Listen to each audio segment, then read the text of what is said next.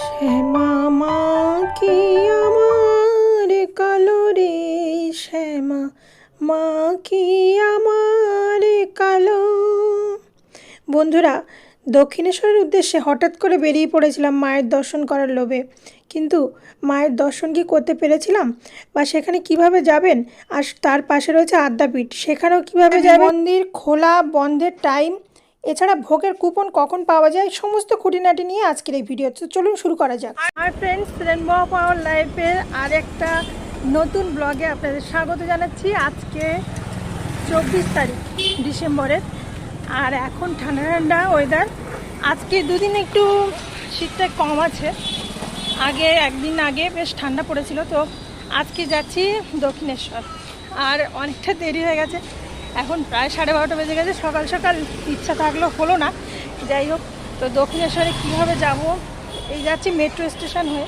আমি এখানে ক্ষুদিরাম মেট্রো স্টেশনে চলে এসেছি, বাবা আর মেয়ে ওরা আগে চলে গেছে, আমরা এবার যাচ্ছি। এই যে ক্ষুদিরাম স্টেশন, এটি দিয়ে আমাদের মানে সোজা হয় বাসে করে, বাড়ি থেকে নেমে এখানে নেমেছি। এবার এখান থেকে মেট্রো করে সোজা দক্ষিণেশ্বর।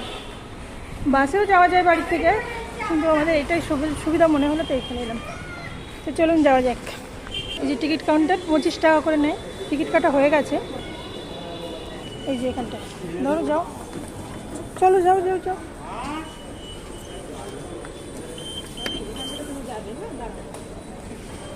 এখানে চলন্ত সিঁড়িও আছে, আবার এমনি সিঁড়িও আছে। তো আমি এমনি সিঁড়ি দিয়ে যাচ্ছি। মার পায়ে ব্যথা, তবু মা এই সিঁড়িটাই পেছে নিয়েছে, ওটা উঠতে ভয় পায়, সেই জন্য।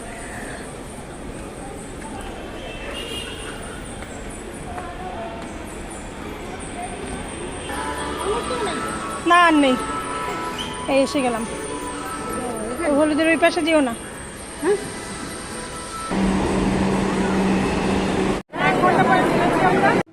এছাড়া মায়ের মন্দিরে বিভিন্নভাবে আপনারা যেতে পারেন। হাওড়া থেকে বাস বা অটো করে বালি, তারপর সিঁড়ি বেয়ে উপরের রাস্তায় এলে সেখান থেকে দক্ষিণেশ্বর যাওয়ার অটো পাওয়া যায়। ট্রেনে করে আসলে শিয়ালদহ স্টেশন থেকে ডানকুনিগামী ট্রেনে আসতে হবে দক্ষিণেশ্বর স্টেশন, সেখান থেকে মন্দিরে হাঁটা পথে। এছাড়া মেট্রো করে কলকাতার বিভিন্ন মেট্রো স্টেশন থেকে দক্ষিণেশ্বর মেট্রো স্টেশনে আসা যায়। আমরা যেদিন গেছিলাম সেদিন ছিল টেটের পরীক্ষা, সেই জন্য প্রচুর ভিড় ছিল, দেখতে পাচ্ছেন আপনারা। বাবা সকালবেলা আমার বোন আর ছেলেকে নিয়ে আগে চলে গেছিলেন, সেই জন্য বাবার সঙ্গে ওখানে গিয়ে দেখা হলো। বোন পরীক্ষা দিচ্ছিল, সেই জন্য। টয়লেট আছে, পাবলিক টয়লেট। এইটা হচ্ছে ট্রেনের স্টেশন। টিকিট ঘর লেখা আছে ওখানটা, টিকিট ঘর। এখানে অটো পাওয়া যায়, আপনারা অটো করেও যেতে পারেন। এখন এই স্কাই ওয়াক হয়েছে বলে স্কাই ওয়াক দিয়ে সোজা যাওয়া যায়, বেশ সুন্দর। দাদা, দক্ষিণেশ্বর কত? এই দাদা, দক্ষিণেশ্বর কত? দক্ষিণেশ্বর যেতে কত? 5 জন হলে আমি উঠবো না, 50 টাকা। দক্ষিণেশ্বরে এসে এখানে থাকার ব্যবস্থা এখন হয়ে গেছে, বিভিন্ন লজ হোটেলের মাধ্যমে আপনারা এখানে থাকতে পারেন। এই দক্ষিণেশ্বর রানী রাসমণি স্কাই ওয়াকে কেউ এসে সেলফি বা ফটো তোলে না, এমন কেউ নেই। তো আমরাও তুলে নিলাম। আর এখানে আপনার ডালা বিভিন্ন রকম পেয়ে যাবেন, 20 টাকা থেকে শুরু, 20, 50, 100, তার বেশি আপনারা নিতে চাইলে নিতে পারেন। এছাড়া বিভিন্ন রকম এখানে আচারের দোকান, বিভিন্ন রকম আছে, তার মধ্যে বেশিরভাগই কিন্তু পূজার সামগ্রীর দোকান। তো এখান থেকে আপনারা নিতে পারেন। এছাড়া মন্দিরের পাশেও কিন্তু অনেক স্টল রয়েছে। এখানে অনেকে অপেক্ষা করছেন, কারণ 3টের সময় মন্দির খুলবে, সেই জন্য। মন্দির এখন বন্ধ আছে, খোলেনি, 3টের সময় খুলবে। তো এখানে দেখুন প্রচুর খাবার হোটেল আছে, তো আপনারা যদি খিদে পেয়ে থাকেন এখান থেকে খেতে পারবেন।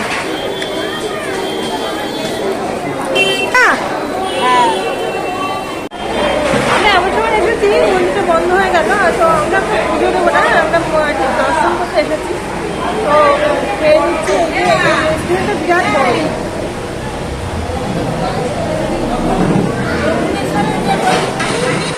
তো খিদে পেয়ে গেছে বলে এখানে আমরা ছোলে ভাটুরে অর্ডার করেছিলাম।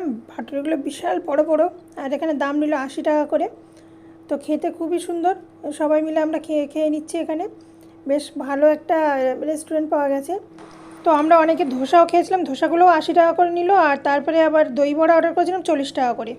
ধোসাটা খেয়ে বলছি কেমন।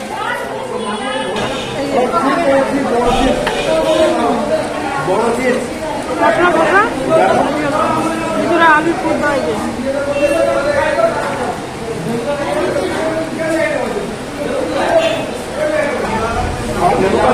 দই বড়া অর্ডার করা হয়েছে, দই বড়া। তো দই বড়াটা একবার খেয়ে দিচ্ছি, একবার ঠান্ডা ঠান্ডা একদম।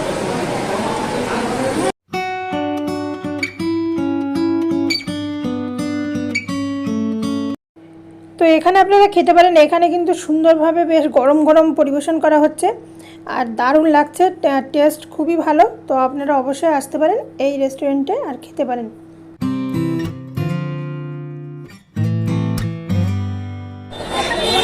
তো মন্দিরের গেট খুলে দিয়েছে, আমাদের খাওয়াও হয়ে গেছে, এবার আমরা মন্দিরে ঢুকবো।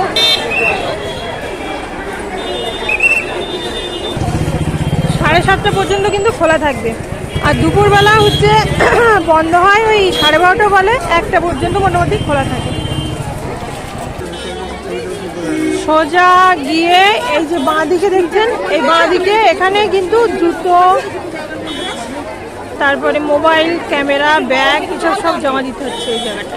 আর এইখানটায় দেখুন গাড়ি পার্কিং এর জায়গা আছে, এখানটা টয়লেটেরও আছে, এই দেখুন লেখা আছে টয়লেট।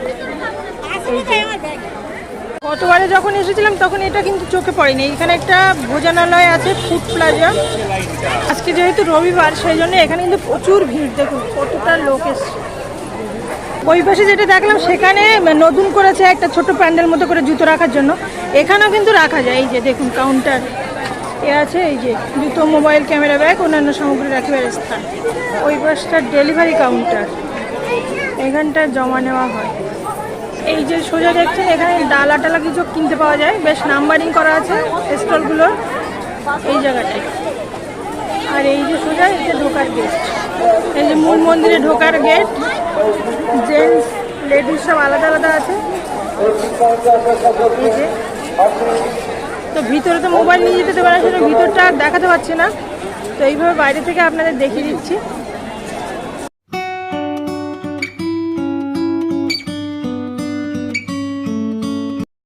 এখন যেন নতুন নিয়ম হয়েছে মনে হচ্ছে, এইখানে জুতো রাখার একটা নতুন সিস্টেম করেছে।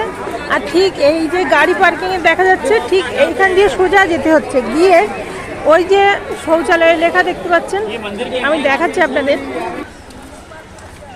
এই যে দেখছেন এইভাবেই যাচ্ছে, এই এরকম বাঁশের ব্যারিকেড দেওয়া আছে।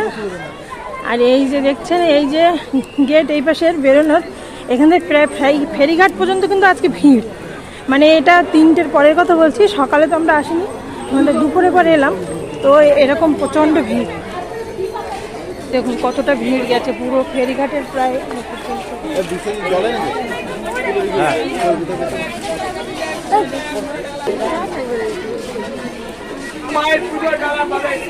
আমরা এসেছিলাম এই পর্যন্তই, কিন্তু হলো না, আমাদের আজকে ফ্যামিলি ট্যুরে এলাম।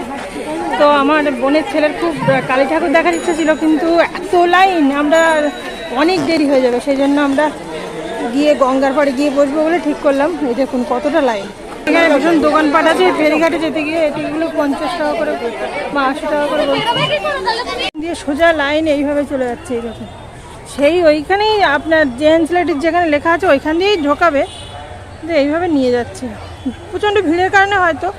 আর এই যে মন্দিরটা, জলে জলে লোক যাচ্ছে আজকে, দেখুন এই যে মন্দির। এই পাশ দিয়ে আমরা এই সাইড দিয়ে, এই যে ডালা আর্কেড লেখা আছে, এইখান দিয়ে আমরা সাইড দিয়ে গঙ্গার পাড়ে যাচ্ছি।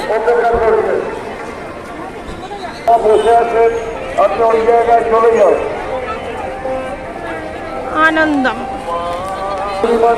এই যে এখানে এইখান দিয়ে কিন্তু প্রবেশ করে, প্রবেশ করছে সবাই, ওই পথ দিয়ে এসে এখানে প্রবেশ করছে।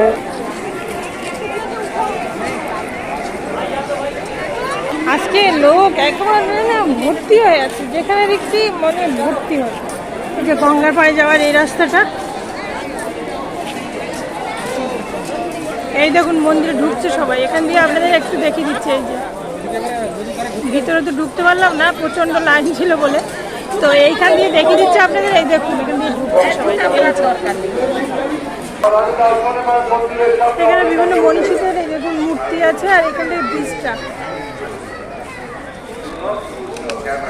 এখানে এই যে শিব মন্দির, এখানে আটচালার দ্বাদশ শিব মন্দির দেখা যায়। এখানে কিন্তু প্রত্যেকটাই শিবলিঙ্গ অধিষ্ঠিত আছে, খুব সুন্দর দেখতে। তো এইগুলো দেখতে ভীষণ ভালো লাগে। গঙ্গার পাড়ের থেকে দেখুন এই যে এইখানকার লোক সবাই বসে আছে।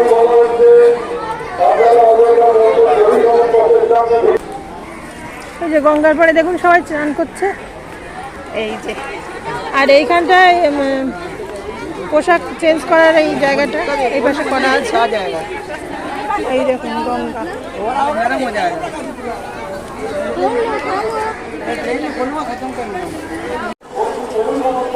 এটি লোকমাতা রানী রাসমণির প্রতিষ্ঠা করা দক্ষিণেশ্বরের কালী মন্দিরটা। এবার যেটি দেখবো আমরা পশ্চিমের একটি কুটির বাড়ি, যেখানে শ্রী শ্রী রামকৃষ্ণদেব 16 বছর এখানে থেকেছিলেন, 1855 থেকে 1871।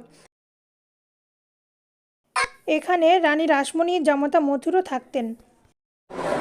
এই পাশে একটা গ্রন্থাগার আছে। বহু জানা অজানা সাধকের যাওয়া আসা ছিল এই কুটির বাড়িতে। এখানে ভিতরে শ্রী শ্রী রামকৃষ্ণদেবের একটি মূর্তি আছে, কিন্তু এটিও আপনারা দর্শন করবেন। এটিও কিন্তু খুব সুন্দর দেখা যাচ্ছে। জুতো নয়, শুধু ফোন। এই যে ফোন জমা নিচ্ছে এই জায়গাটায়।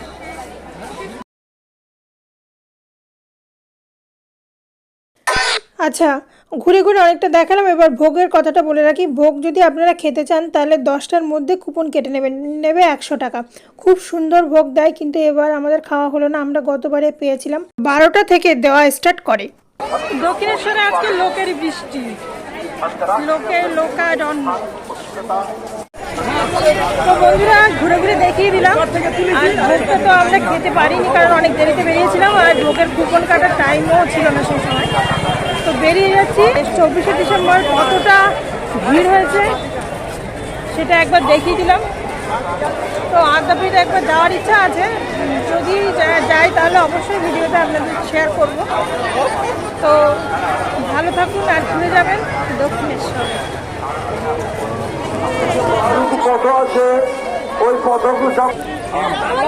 এই যে মা ভবতারিণী ফেরিঘাট আছে ঠিক এইখানে, কিন্তু আদ্যাপীঠে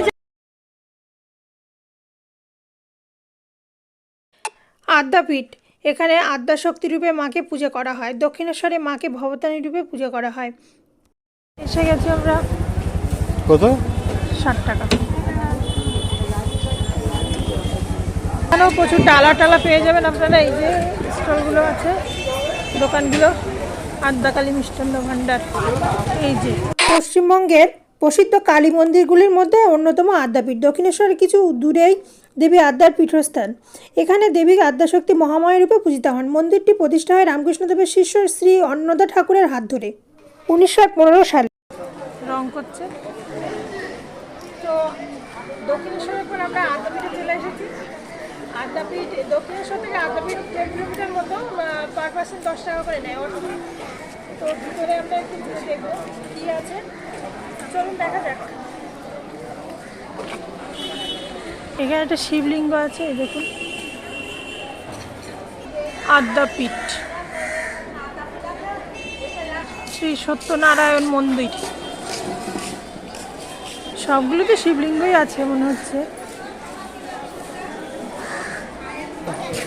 মন্দিরের ভিতরে ঢোকা নিষিদ্ধ, তো এই বাইরে এইখান দিয়ে সোজা গিয়ে মন্দির দর্শন করা যায়। দেখুন পুরুষ মহিলা কিন্তু এরকম দুটোই সাইড করা আছে, এই পাশে পুরুষ এ পাশে মহিলা। 6:30টায় খুলবে মন্দির, তো আমরা একবার দর্শন একটু করেই যাব। এইখানে চাঁদা প্রসাদের কুপন পাওয়া যায় এই জায়গাটায়। এখানে লেখা আছে, এই দেখুন, প্রসাদের কুপন দেওয়া হয় সকাল 8টা হইতে 12টা পর্যন্ত। প্রসাদ পাইবার সময় বেলা 11:45 হইতে দুপুর 1টা পর্যন্ত। প্রসাদ অতিরিক্ত থাকলে দুপুর 1টার পরেও পাওয়া যায়। কাউন্টার ছাড়িবার পূর্বে কুপন ও টাকা বুঝিয়া লইবার, নচেত কর্তৃপক্ষ দায়ী থাকবে না। কুপন প্রাইস 60 টাকা।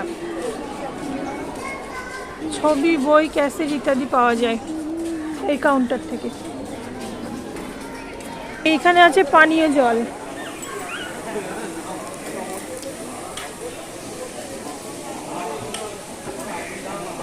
পাশে আছে টয়লেটটা, পে অ্যান্ড ইউজ টয়লেট। ডান দিকে মহাকালের মন্দির আছে, এই দেখুন।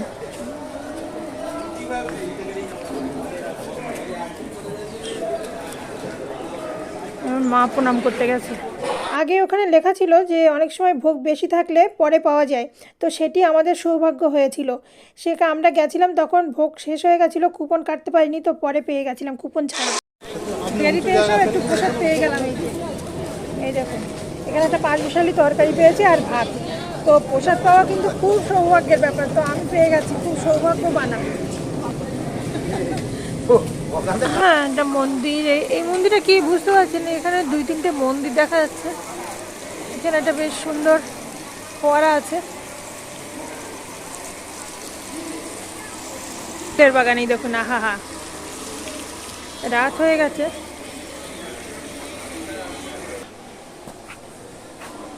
দক্ষিণেশ্বর রামকৃষ্ণ সংঘ আদ্যাপীঠ।